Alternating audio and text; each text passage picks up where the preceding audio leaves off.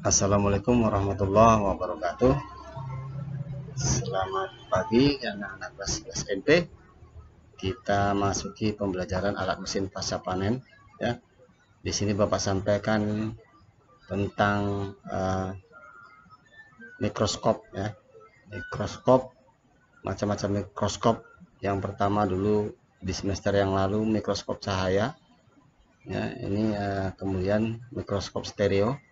Nah, sebelum kita bahas mikroskop stereo, maka kita bahas lensanya dulu ya. Lensa objektif bekerja dalam pembentukan bayangan pertama. Lensa ini menentukan struktur dan bagian renik yang akan menentukan daya pisah spesimen, sehingga mampu menunjukkan struktur renik yang berdekatan sebagai dua benda yang terpisah.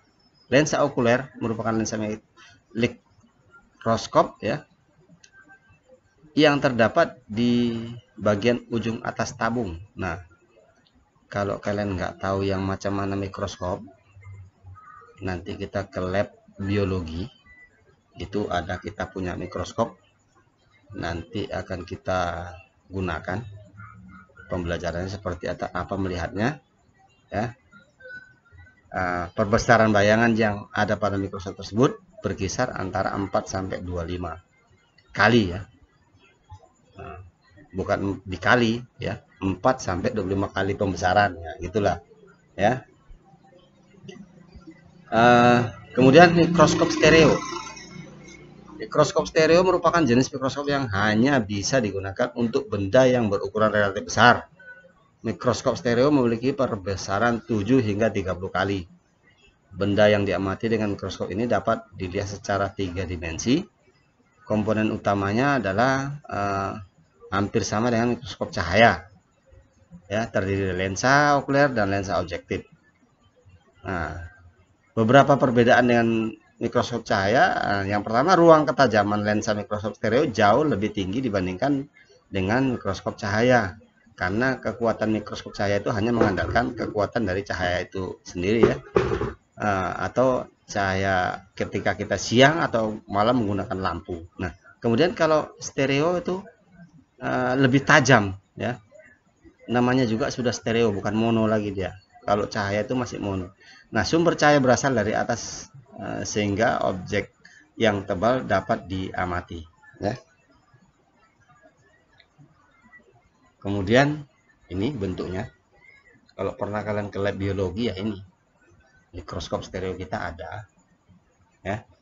Perbesaran lensa okuler biasanya 3 kali, sehingga perbesaran objek total minimalnya 30 kali ya, dikali 10. Nah, kemudian pengaturan fokus objek terletak di samping tangkai mikroskop, sedangkan pengaturan perbesaran terletak di atas pengatur fokus. Nah, ini ada sirkular fluoresennya ya, untuk pencahayaan. Nah, ini enggak. Nah, ini power switch-nya yang di bawah lensa ini ya. Kemudian ground wire-nya ini yang ditujukan untuk apa, listriknya. Kemudian ini upper cis-nya ya, yang di sini adalah konduktifnya, yang di bawah seperti meja datar ini adalah konduktif dari pencahayaan ya. Jadi perbesaran lensa okuler biasanya 3 kali lebih besar ya, sehingga perbesaran objeknya total minimal 30 kali ya. Ini sumbernya dari Wikipedia ya. Kemudian mikroskop elektron ya, adalah sebuah mikroskop yang mampu melakukan pembesaran objek ya, sampai 2 juta kali. Nah, ini karena dia elektron ya, beda dengan yang manual seperti yang kita lihat tadi. Menggunakan elektrostatik, elektromagnetik, dan untuk mengontrol pencahayaan dan tampilan gambar, serta memiliki kemampuan untuk pembesaran objek serta resolusi yang jauh. Kalau ibarat kamera, ini biasa kamera yang kita pakai hanya 316 pixel ya, tapi kalau ini udah menggunakan pembesarannya bukan sedikit lagi nih sampai 2 juta kali pembesaran objek yang bisa kita lihat itu. Jadi kalau kita ngelihat seperti virus yang kecil itu bisa dilihat dengan menggunakan mikroskop elektron. Nah, macam-macam mikroskop elektron. Yang pertama kita lihat seperti ini. Mikroskop transmisi elektron TEM ya, transmisi elektron mikroskop. Nah, kemudian mikroskop pemindai transmisi elektron ya, atau STEP mikroskop pemindai elektron, kemudian SM pemindai lingkungan elektron, mikroskop refleksi elektron, refleksi elektron mikroskop ya, sumbernya dari Wikipedia. Nah, ini kita lihat bentuknya seperti ini, mikroskop elektron. Serba digital ini apanya ya, untuk melihat hasilnya. Disinilah kita akan melihat, menaruh wajah kita, mata kita ya. Di yang paling bawah ada 2 yang berwarna hitam ini, itu adalah untuk melihat lensanya seperti apa dia bentuknya. Kita lihat di situ, nanti kita bisa melihat sampai 2 juta kali pembesaran.